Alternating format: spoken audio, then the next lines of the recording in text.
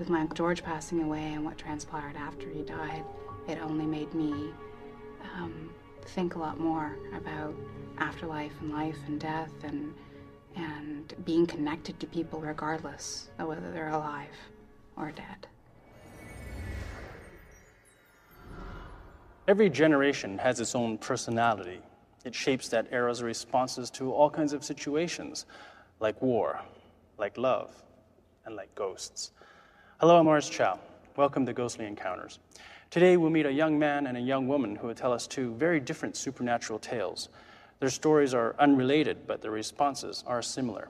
And that tells us a lot about contemporary notions of spirituality. Every time somebody thinks they've seen a ghost, they have questions. What is it? What does it tell us about reality, about God? As we try to answer those questions, we have to remember that belief in a spiritual universe does not logically imply belief in God. Some think the spiritual world is simply another dimension of this world, God or no God. Carolyn Goff knows that her great-uncle George had a big influence on her life and her father's life, but he continued to have that influence even after his death.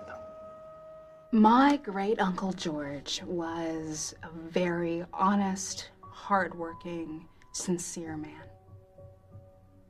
And my Uncle George and my Aunt Gert, they pretty much raised my father.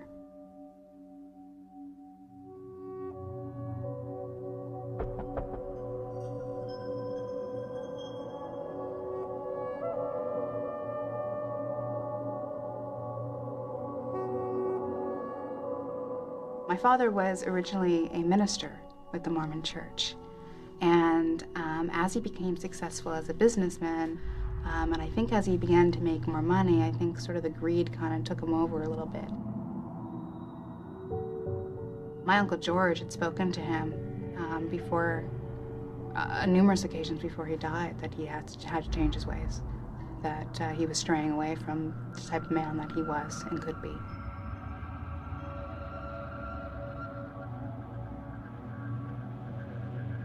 My father, I know in his heart that he knew he was right. And that's when he started to go back to university to study theology and try and get back to the roots, you know, of the man that he used to be. And that's when my Uncle George died. And I think that really was a wake-up call for my father. And then my father had the stroke. I think the hardest thing for my father was, I mean, when you can't communicate with language, a lot of people assume that you're mentally handicapped, or you're drunk, or something, you know, that's not in a very positive light.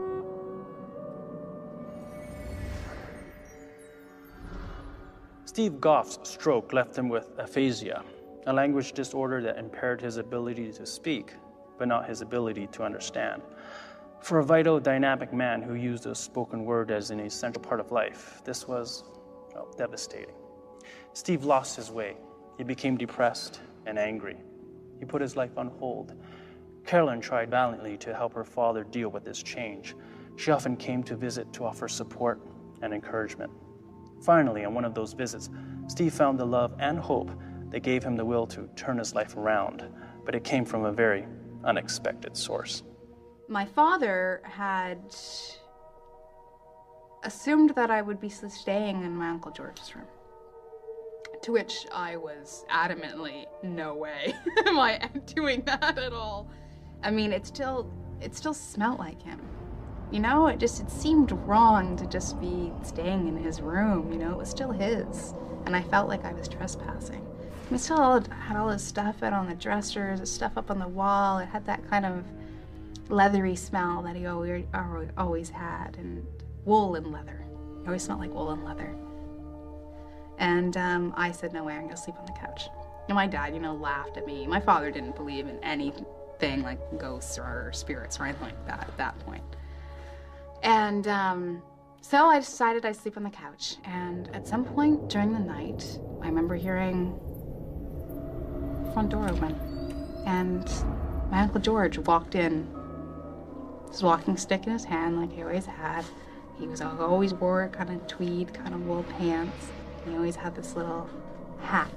And he walked in the door, started to walk towards the steps, turned over and looked at me, and continued walking up the stairs to his bedroom.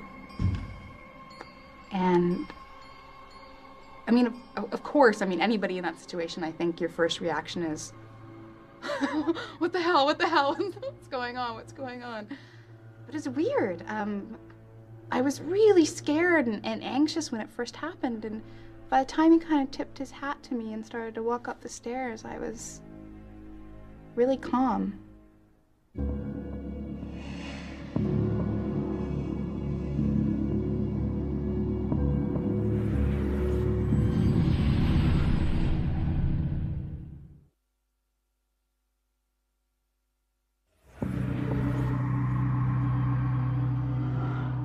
It's weird because you hear people talk about experiences seeing ghosts, and I firmly believe that it's a very personal exchange, and I mean, it's not going to be the same for everybody.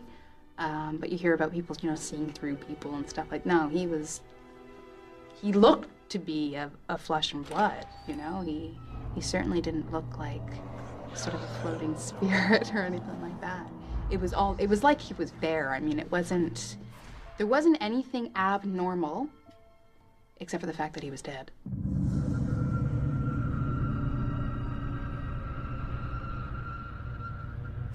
I told my dad the following morning. Bullshit, I think is what he said. Yeah, he didn't believe me. He didn't believe. He's like, oh, you were dreaming. I'm like, no, I wasn't dreaming. I hadn't even gone off to sleep, it's not, until, a year later when he saw him. And then all of a sudden, it was true. Actually, I'd like to ask my dad a question. Because, we haven't talked a lot about this in a while. No.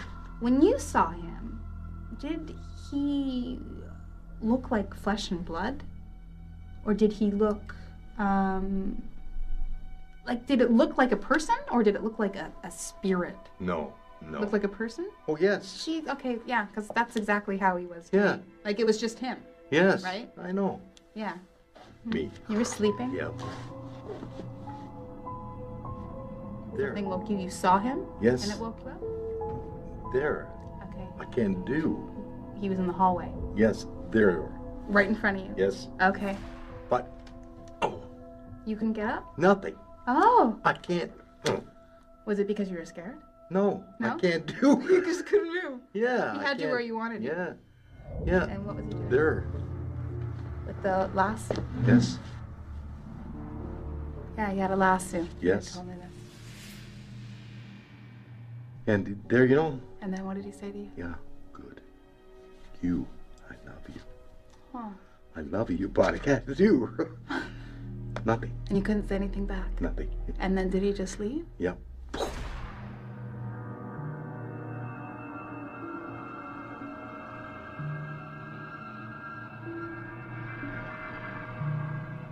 I know why he picked you. I'm not so sure why he picked me. I don't even know whether he did pick me. I think maybe he was just kind of walking in and going up to his bedroom and saw me there, I certainly believe that when he appeared to you, it was for a specific reason. Yes. Yep. I always considered my Uncle George always trying to kind of lead my father in the direction that he knew he should be going to. My Uncle George had a lot of love and respect for my father. And when he saw him going a certain way that he didn't agree with, I think he certainly felt that it was his job to kind of bring you back. Yes. Hmm.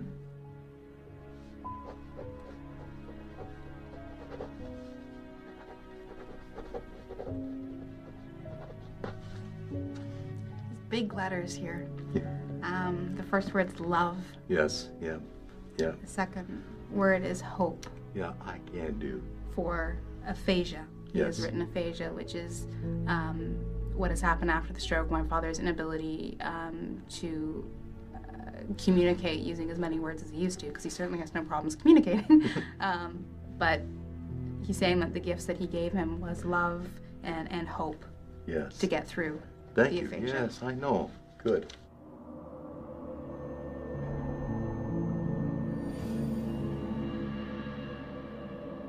I think it's definitely, if there's only thing I could add, is it's certainly not something to be afraid of. No. And I think No. it's kind of funny that a lot of sort of the paranormal stories you hear, Yeah.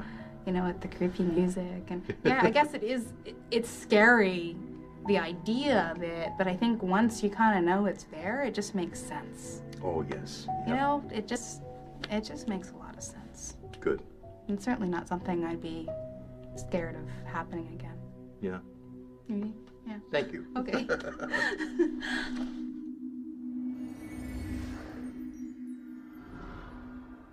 Steve's encounter with his Uncle George's ghost changed him once again. He overcame his anger and his depression, and he got on with his life. Today, Steve's mission is to let the world know about aphasia. With the help of friends and his own wonderful ability to communicate without words, Steve is a successful motivational non-speaker. Carolyn and Steve's story is unusual for another reason, besides the colorful characters. Their description of Uncle George's ghost is very corporeal. Most ghost stories involve spirits that are nowhere near so physically fleshed out.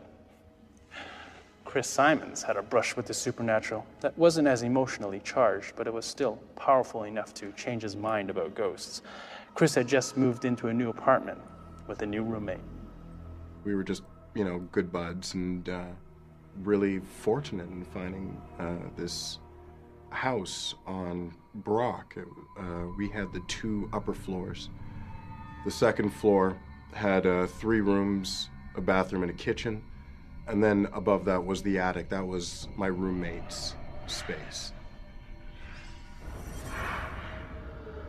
One day, during breakfast, told me, just rather matter-of-factly, there's a spirit in my room. And, at this point in time, getting used to her saying bizarre things like that, I was like, oh, yes, pass the croissants.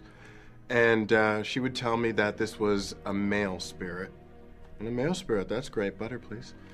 And she would go on, but the one thing that she did say for sure was that this spirit, she wasn't afraid of it. She didn't have any feelings of fear or anything, that this spirit was there to protect her.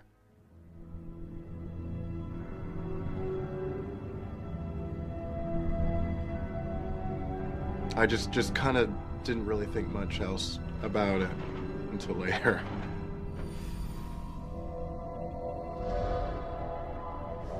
And then one day, her boyfriend came over.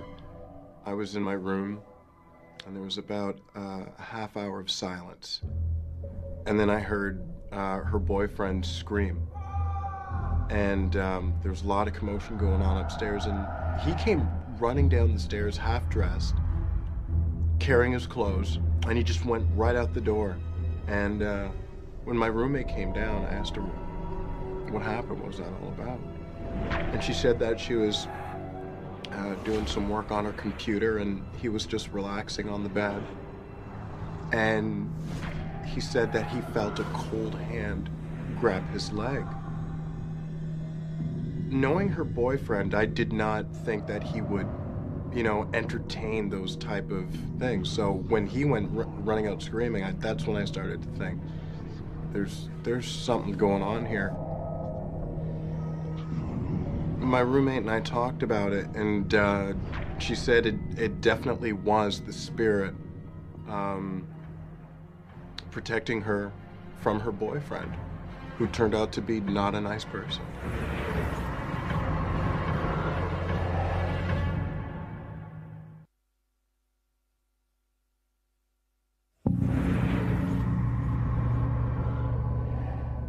I can't say that I didn't believe, but I just had no proof. It was one of those things I would like to believe. Like when you were younger, you like to believe that there was a tooth fairy and there was unicorns and things like that. There's no way that you could ever deny or doubt once it actually happens.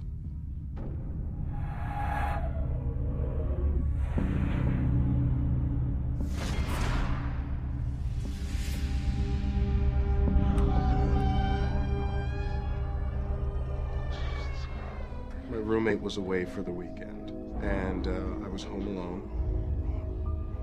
I think it was about 2:30 Sunday morning. I woke from my sleep because there was somebody in the room. And with the way I was lying in bed, I could see my room. I could look around, and there was nobody there that I could see, but there was definitely a presence in the room.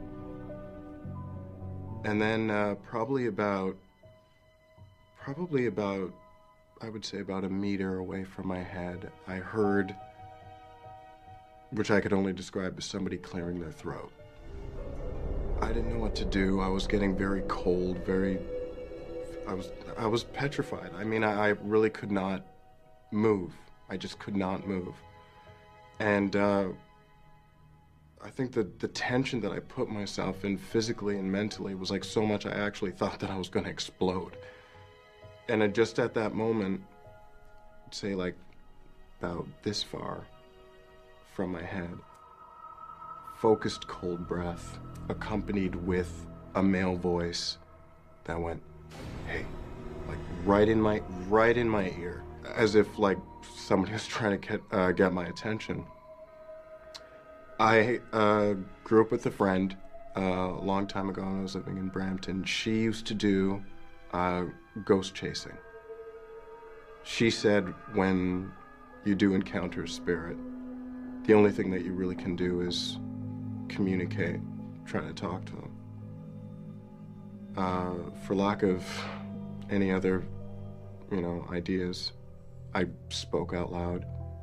I explained that my roommate was not here. She was away for the weekend. She'll be back on Monday. And I said, I'd like to go to sleep now.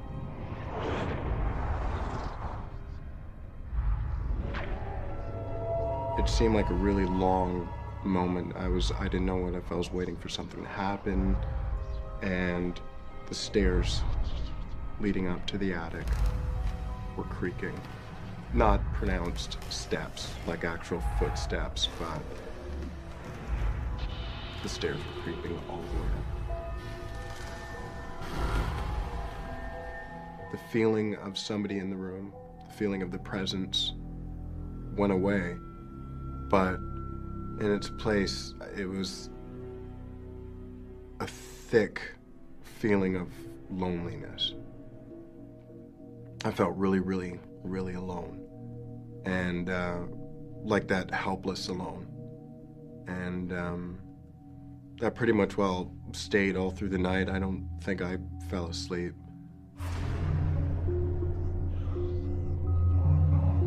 It actually did plague my dreams for a while. I started having pretty crazy dreams and nightmares, and which just prolonged that sensation of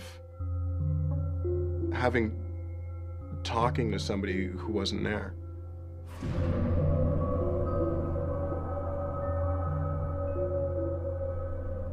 My roommate did come back on Monday, and I told her about it. Of course, she was excited. She was giddy about it. And I said, okay, that's fine, you and Casper can hang out, but I'm leaving. So I'm moving. And about a month later, we moved to a new place.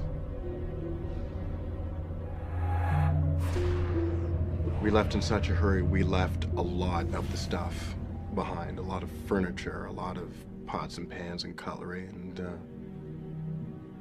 gone, and we went to a new place. And that's it. Never looked back.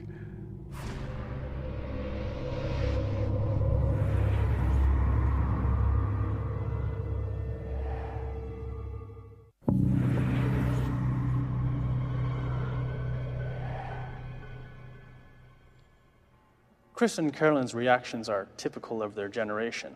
They both firmly believe they really did run into entities from the other side, but they see no need to relate it to any organized religion. That attitude represents a significant shift in North American values. 50 years ago, cultural values were different, and those who thought they'd stumbled across the supernatural generally needed validation by religious institutions. For many young people today, the opposite is true. They don't trust institutions, including religion, to tell them what is true or not. Their spirituality is very much their own, outside of any organized religion. They simply believe, what they believe. It's really calming and Yes. makes you feel good to kind of even say, you know, I don't know about some sort of things, rather than being, you know, sit down about I believe in this, I don't believe in that. I'm kind of open to a lot of more things than I used to be. And I certainly feel lucky. Oh, yes. Yes. I feel really lucky to be able to have experienced that, because, I mean, only the people that have experienced it, I mean, you can talk about it and joke about it, but really, it's amazing. You know, I mean, having a connection with someone when they're alive is something that's so incredible and invaluable, but having a connection with somebody still after they've passed on is something that... Yes, yeah. It's truly amazing. Yeah. We're all made up of energy. Energy is everlasting. Energy is forever. When we die, that energy goes out into the world. It just goes out there.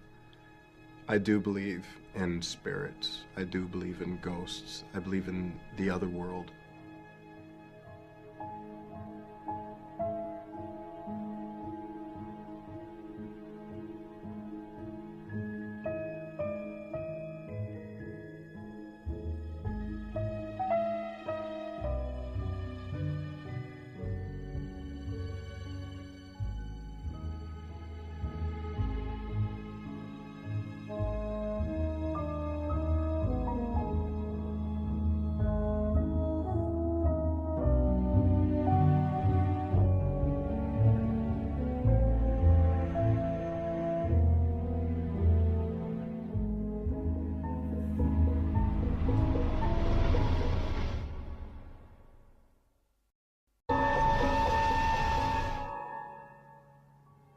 With my Uncle George passing away and what transpired after he died, it only made me think a lot more about afterlife and life and death and being connected to people regardless of whether they're alive or dead.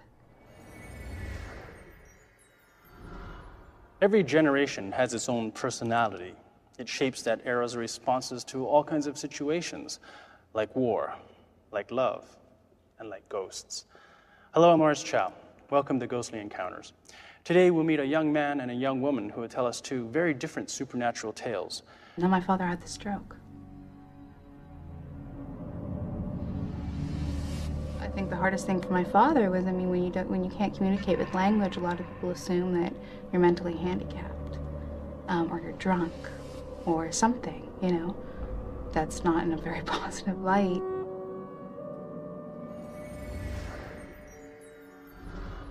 Steve Goff's stroke left him with aphasia, a language disorder that impaired his ability to speak, but not his ability to understand.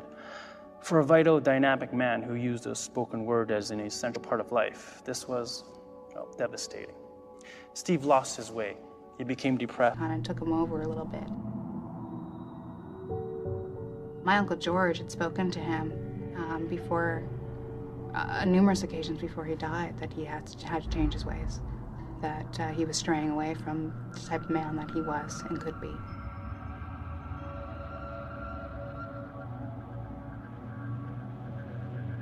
My father, I know in his heart that he knew he was right.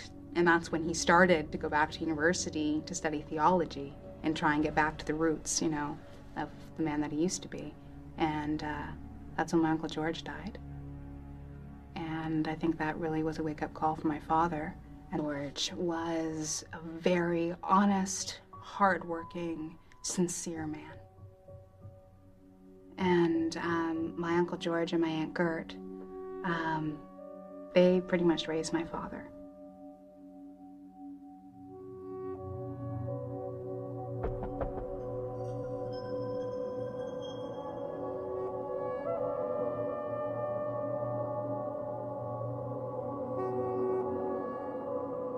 My father was originally a minister with the Mormon Church.